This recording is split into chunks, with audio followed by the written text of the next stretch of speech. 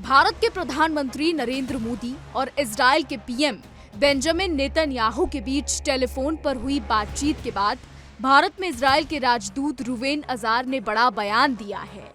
Israeli राजदूत ने कहा है कि भारत में इजराइल ईरान के बीच बढ़ते तनाव को कम करने के लिए मध्यस्थता कराने की क्षमता है। मीडिया से बातचीत में अजार ने कहा, भारत के पास दोनों पक्षों के साथ बातचीत के रास्ते हैं, ये वास्तव में मध्यस्थता में निभा सकता है।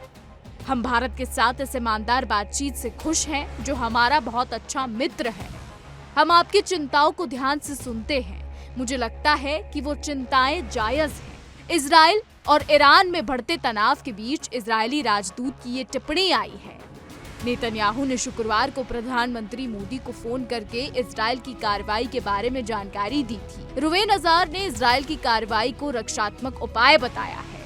उन्होंने कहा है कि ईरान को परमाणु हथियार बनाने से रोकना उनके देश का मकसद है। इस बात पर बल देते हुए कि इजराइल के पास निर्णायक कार्रवाई के अलावा कोई विकल्प नहीं था, अजहर ने कहा, दुनिया का कोई भी देश इस तरह के हालात पैदा करना नहीं चाहता है। आपको बता दें कि राजदूत रुवेन अजार ने दावा किया कि ईरानी अधिकारियों का एक गुप्त समूह इजराइल को तबाह करने के इरादे से परमाणु हथियार तैयार करने का प्रयास कर रहा था।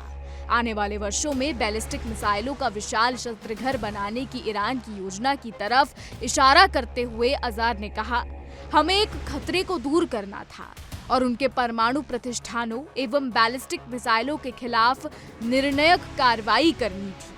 राजदूत ने कहा, वो अगले 3 वर्षों में 10,000 और अगले 6 वर्षों में 20,000 बैलिस्टिक मिसाइल तैयार करने की योजना बना रहे हैं। उनके पास एक विशाल शस्त्रागार है जो इजराइल के लिए खतरा है। वो दक्षिणी मोर्चे से हम पर हमला कर सकते हैं, इसलिए हमारे पास इस परमाणु खतरे पर कार्रवाई करने के अलावा कोई विकल्प नहीं था और हम इसे अंजाम तक पहुंचाने के लिए दृढ़ हैं। अजार ने ये भी कहा कि इजराइल के जारी अभियानों का उद्देश्य ये सुनिश्चित करना है कि ईरान यूरेनियम को संवर्धित ना कर सके, जो एक ऐसा लक्ष्य है जिसे कूटनीतिक या सैन्य दोनों तरीके से हासिल करने के लिए इजराइल रण संकल्पित है।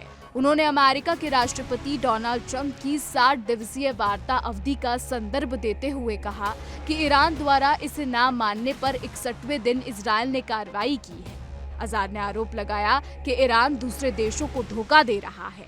उन्होंने कहा कि ईरान के परमाणु खतरे के बेअसर होने तक इजराइल अपना अभियान जारी रखेगा। लक्षित हमलों में ईरान के सैन्य नेताओं और परमाणु वैज्ञानिकों की मौत पर अजार ने कहा कि हमलों का उद्देश्य इजराइल को तबाह करने की आपराधिक साजिश को विफल करना है। उन्होंने कहा, इस साजिश के लिए जिम्मेदार लोगों को मिटा दिया गया है। हमें उम्मीद है कि उनके उत्तराधिकारी सबक सीखेंगे और ऐसी हरकतें करना बंद कर देंगे।